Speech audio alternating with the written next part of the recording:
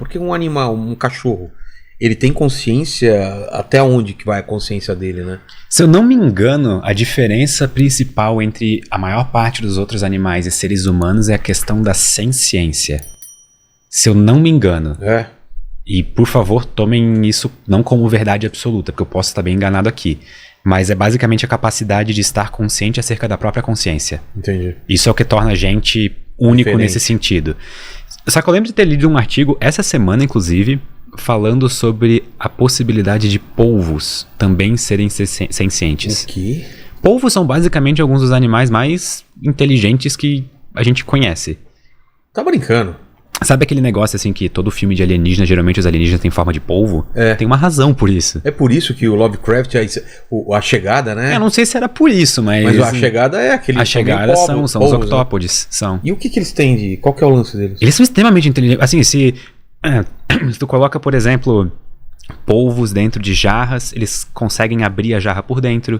Se tu coloca polvos pra resolver labirintos, eles conseguem. Nossa. Polvos têm um monte de características que tu olharia e falaria, tipo, não é possível que um polvo fez isso.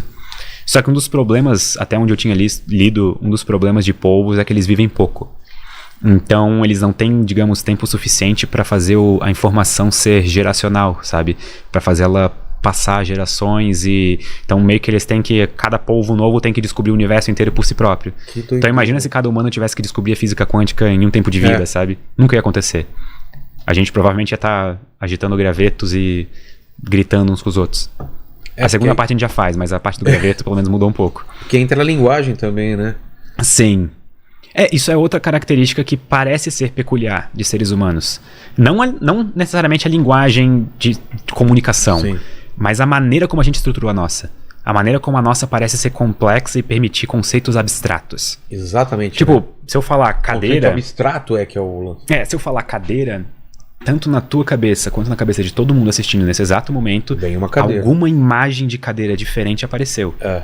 Nem todo mundo vai ter a mesma cadeira mental. A minha cadeira mental é diferente da tua, provavelmente. Com certeza.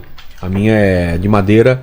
E ela é acolchoada com alguma coisa verde, assim. A minha também é mais ou menos assim, mas não verde. A minha é acolchoado vermelho. Tá. Mas eu podia botar uns RGB embaixo e tal, pra deixar ela mais gamer. Então, Entendi. Ia ficar mais legal. Vou mudar minha imagem mental de cadeiras a partir de hoje. Exato.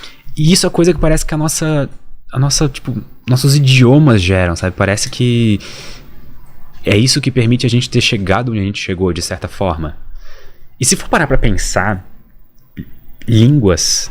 são muito recentes na história. Sim. Assustadoramente recentes.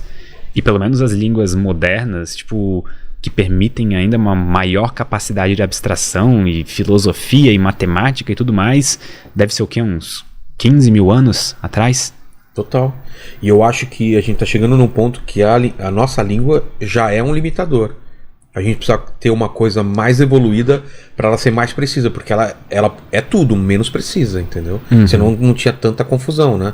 Ela ainda não é precisa o suficiente para chegar num outro nível, né? Eu até acho que muito provavelmente existem linguagens e línguas mais eficientes, talvez, nesse sentido de passar conceitos uniequivocáveis. Viu? Tipo... palavras menos difíceis, entendeu?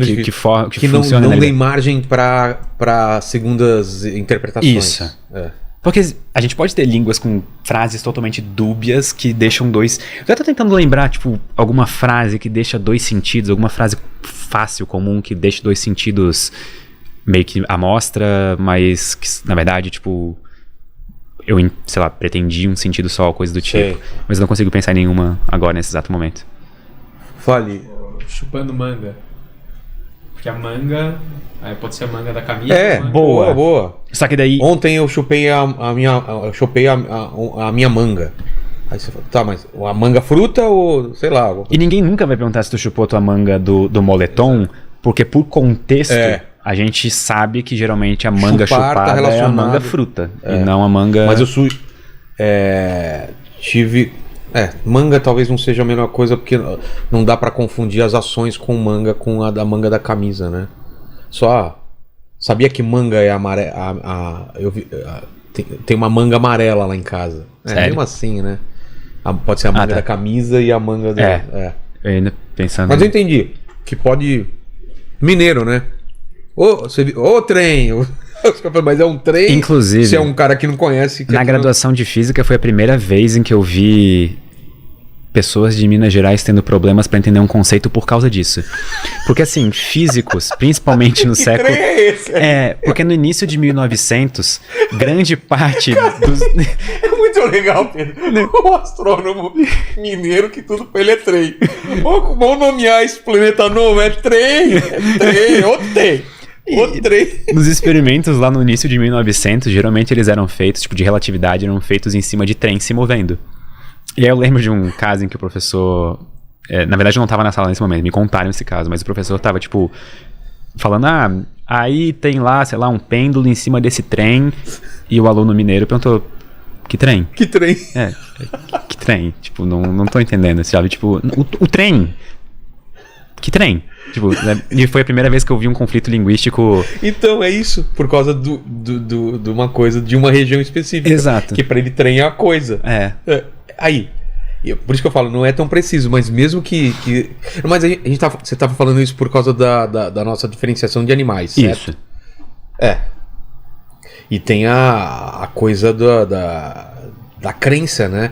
Porque, pelo que eu li, foi o lance da gente ter grupos cada vez maiores e para ter uma coesão você precisa acreditar em coisas abstratas que unam as pessoas. Aí vem religião, dinheiro, essas coisas que acabam, né?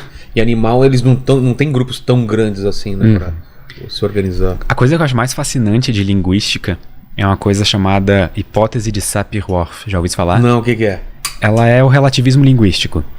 E eu não sei, eu não sou linguista, então eu não sei a que pés anda, tipo, o quanto que isso é aceito academicamente ou não. Uma vez eu até fiz um vídeo sobre isso bem no começo do canal, que basicamente a língua que você fala muda a maneira como você pensa. Sim, eu acredito nisso. Então, e até tem uns exemplos bem legais que para algumas línguas, quando tu pergunta, como que foi teu dia? A pessoa fala, meu dia foi cheio. Como se o tempo fosse meio que uma jarra, um volume a ser preenchido. E para outras línguas, tu pergunta, como é que foi teu dia? Meu dia foi longo.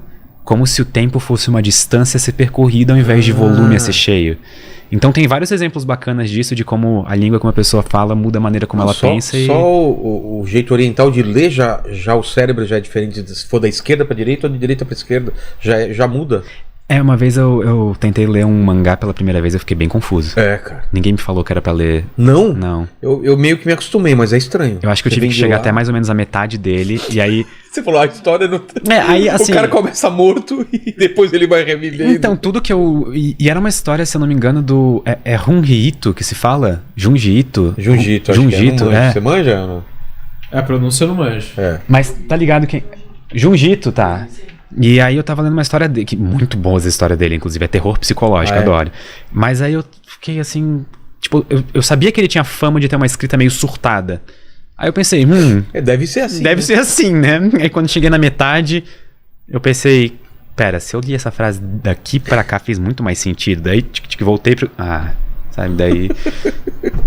Mas é o código, né? Você não tinha o código de a chave de transcrição, A pedra da Roseta do mangá. Exato. A pedra da Roseta do mangá é basicamente uma seta que vai daqui até aqui, tá ligado? Apontando assim.